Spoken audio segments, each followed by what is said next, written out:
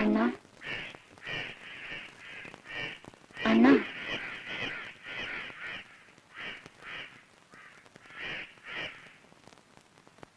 ഇത് ഞാനാണ്, സുഭദ്രയുടെ അമ്മ, മരിച്ചുപോയ ദേവയാനി.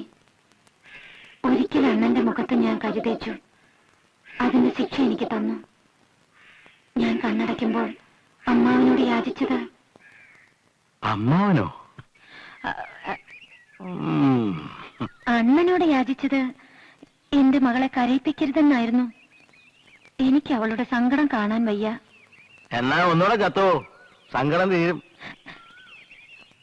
ദുഷ്ട, മരിച്ച ആളെ നിന്ദിക്കുന്നു. ഇല്ലേ,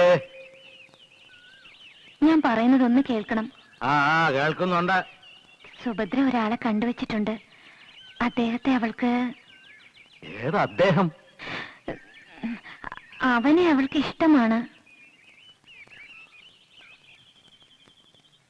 ഒരിക്കലും എന്നെപ്പോലെ അവൾ തറവാട്ടിന് ചീത്തപ്പേരുണ്ടാക്കില്ല. എന്താ അത്ര ഉറപ്പ്?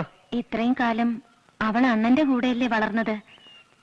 കുരുത്തം കെട്ടവളെന്ന് മറ്റുള്ളവർ പറയുമെങ്കിലും അവളെ എനിക്കറിയാം. ആരെന്തൊക്കെ പറഞ്ഞാലും അണ്ണൻ അവളെയും അറിയാം. അവൾ കണ്ടുവച്ച ആളിനെ അണ്ണൻ അവൾക്ക് തുണയാക്കണം. ഇല്ലെങ്കിൽ വല്ല കടുങ്കയും ചെയ്താലോ? അവളെ അണ്ണന് ജീവനല്ലേ.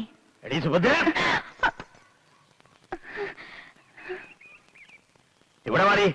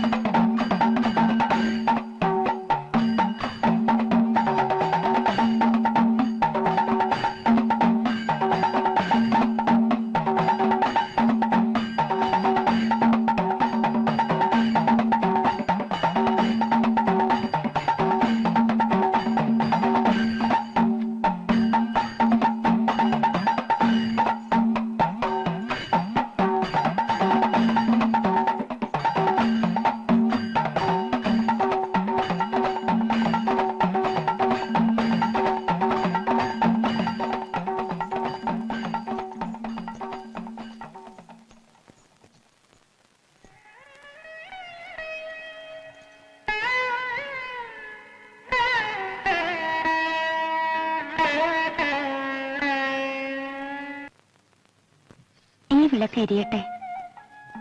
ഞാൻ വിചാരിച്ചു എന്നും ഇരുട്ടായിരിക്കുമെന്ന്. മേഘങ്ങൾ തിങ്ങിഞ്ഞെരുങ്ങിയ ആകാശം കാണുമ്പോൾ എനിക്ക് ശ്വാസം മുട്ടും. ഒരിക്കലെങ്കിലും ഒരു ചന്ദ്രൻ ഉദിക്കുമെന്നും ഇരുളെല്ലാം പ്രകാശത്തിന് വഴിമാറുമെന്നും ഞാൻ കരുതിയതേയില്ല. നിന്നെക്കുറിച്ചുള്ള കേട്ടറിവുകൾ നിന്നെ മോഹിക്കാൻ പോകുന്നതായിരുന്നില്ല. എന്തൊക്കെയാണ് എന്നെക്കുറിച്ച് കേട്ടിട്ടുള്ളത്? നീ തന്നെ ഓർത്തു നോക്ക്. ഞാൻ ഒരുപാട് പറഞ്ഞില്ലേ? കേട്ടിട്ട് മതിയാവുന്നില്ല. ഞാൻ അത്രയ്ക്ക് പ്രസിദ്ധയാണോ? നല്ലതായിട്ടോ ചീത്തയായിട്ടോ?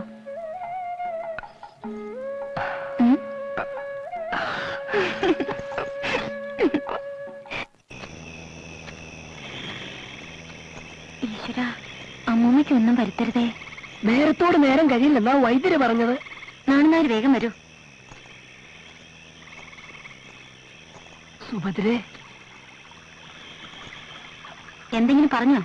നല്ല തണുപ്പ്. മുമ്പേ നടക്ക്. വേണ്ട,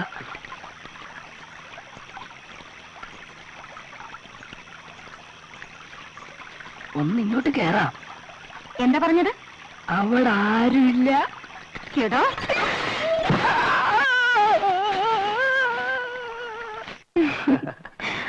ഞാൻ കേട്ടത് അതല്ല. പിന്നെ എന്താ കേട്ടത്?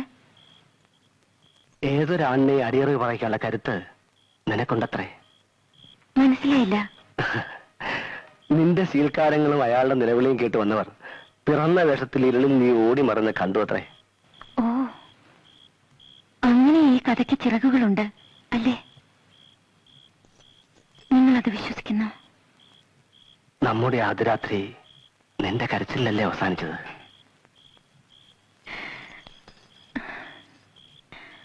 ആരുമില്ലെന്ന് കരുതിയ എനിക്ക് ഞാൻ ഒറ്റയ്ക്കല്ലെന്ന് ആദ്യമായി തോന്നിയത് ആ രാത്രിയിലാണ്. എന്റെ ദൈവമേ, ഇത്രയേറെ നിലാവ് ഞാൻ ഒരിക്കലും കണ്ടിട്ടില്ല. ഇത്രയേറെ നക്ഷത്രങ്ങൾ എന്നെ നോക്കി ചിരിച്ചിട്ടില്ല. ഈ വെളിച്ചം ഒരിക്കലും കെടാതിരുന്നെങ്കിൽ.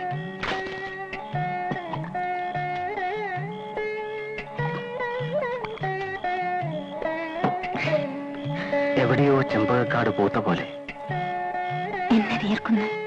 ഈ നാട്ടിലെ യക്ഷിക്ക് നിന്റെ ഛായയാണെന്ന് പറഞ്ഞു കേട്ടു. കണ്ടവരാരോ ആണ്.